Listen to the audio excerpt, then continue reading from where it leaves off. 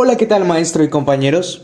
El día de hoy vamos a hablar sobre un tema muy controversial que se ha presentado a lo largo de los años, recibiendo críticas y prejuicios.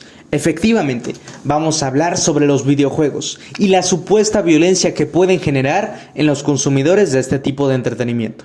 Para iniciar toda esta investigación, nos basamos en la siguiente pregunta. ¿En verdad jugar videojuegos hace violenta a una persona? Pero no podemos opinar de un tema sin saber de qué estamos hablando. Así que primero vamos a definir algunos conceptos importantes para poder empezar. Primero vamos a preguntarnos, ¿qué es un videojuego? Según Oxford Languages, los videojuegos son juegos electrónicos que se visualizan por medio de una pantalla. Ahora que conocemos esto, podemos preguntarnos, ¿qué es la violencia? Según Oxford Languages, la violencia es el uso de la fuerza para conseguir un fin, especialmente para dominar a alguien o imponer algo. A lo largo de los años, la gente ha llegado a relacionar los videojuegos con la violencia juvenil, especialmente en los Estados Unidos, debido a que la tasa de violencia es muy alta. Muchas veces, al ocurrir tiroteos, los agresores son acusados de tener estas conductas por culpa de los videojuegos, sobre todo los que presentan cierta violencia gráfica y contenido para mayores de edad. Por mencionar algunos títulos tenemos Grand Theft Auto V, Halo, Gears of War, Doom, Call of Duty, entre otros.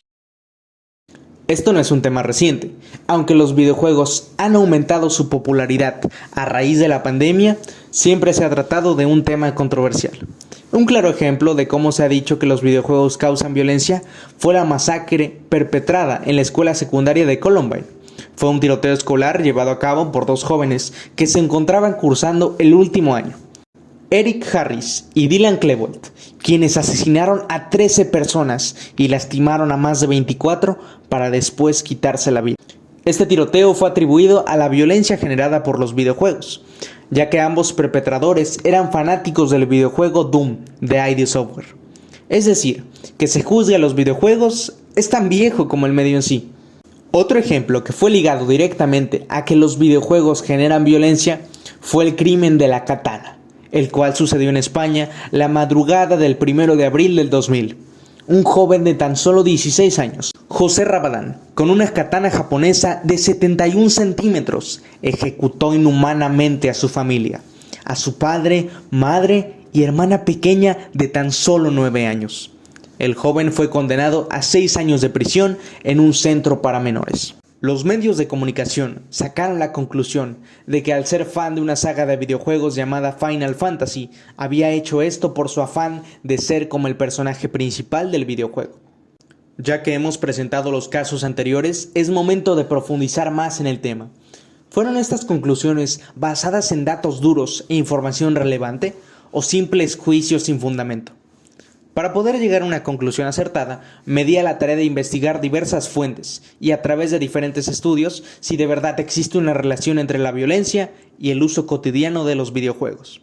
Por ejemplo, la APA, American Psychological Association, ha trabajado arduamente a lo largo de muchos años para estudiar los efectos de los videojuegos y otros medios en los niños. Sin embargo, no existe suficiente evidencia que logre vincular los videojuegos con la violencia. No existen casos especiales donde se demuestre que están internamente ligados. Y podemos comentar algo sobre esto. Si una agencia especializada ha intentado buscar una relación entre la violencia y los videojuegos por tantos años y no ha encontrado nada, es porque posiblemente esa relación no existe. Otro ejemplo que desmiente la violencia generada por los videojuegos es un experimento realizado en Alemania durante el año 2019, en donde se formaron 3 grupos. Cada uno jugaría un videojuego diferente durante 2 meses. El primer grupo no jugaría nada. El segundo grupo jugaría un juego de violencia moderada, The Sims 3, y el tercer grupo jugaría un juego de mundo abierto donde controlas la vida de un criminal, GTA V. Pasado el tiempo, se realizaron unas cuantas encuestas que estaban enfocadas en analizar la agresividad. Sin embargo, no se encontró ninguna diferencia notoria en estos grupos. Finalmente, para dar un ejemplo más, podemos mencionar a Japón, el cual es un país donde más se consumen los videojuegos y no hay asesinatos. Incluso, en 2018, Japón ocupó el puesto número 9 en el índice global de la paz, siendo de los países más seguros del mundo. Según la ONU, solamente se cometen 0.28 asesinatos por cada 100.000 habitantes. Es decir, si en verdad los videojuegos generan violencia, ¿por qué en Japón la presencia de esta es casi nula? La respuesta es bastante sencilla. Es porque los videojuegos no generan violencia. Si hacemos una comparación con Japón y Estados Unidos, podemos darnos cuenta que hay que dejar de criticar a los videojuegos y fijarnos en los trasfondos de lo que en realidad está generando la violencia. Entonces, si los videojuegos no son los causantes de la violencia, ¿qué es lo que los causa? Para contestar a esto, debemos hablar un poco sobre Japón. Este país busca la educación integral de los niños, teniendo como objetivo principal personas de bien, con valores sólidos, competentes, con una vida sana y equilibrada. Sobre todo se les educa a los niños a diferenciar el mundo real del mundo que ven en sus pantallas. En cambio, en Estados Unidos no se prioriza la educación integral de los niños, sino los intereses políticos, como el tema de las regulaciones de armas de fuego. El expresidente Donald Trump, por ejemplo, siempre culpaba a los medios de entretenimiento como los videojuegos, buscando excusas sin resolver el problema real que ocasiona la violencia. A continuación, voy a presentar una comparación. Cuando vamos a jugar fútbol, tenemos una meta: ganar, superarnos, ser mejor que el otro, ser reconocido y competir. Lo mismo llega a suceder con algunos videojuegos. Cuando jugamos, digamos, Fortnite, es normal gritar, sentirnos felices, emocionarnos, competir y tratar de ser mejor jugador cada día, ser reconocido por nuestros amigos y por el mundo entero.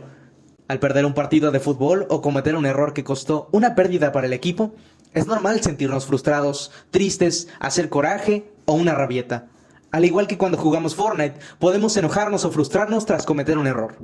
Pero lo que sucede después de eso, en ambos casos, depende de la persona y su mentalidad, y no precisamente del contexto o la actividad en la cual se esté desempeñando.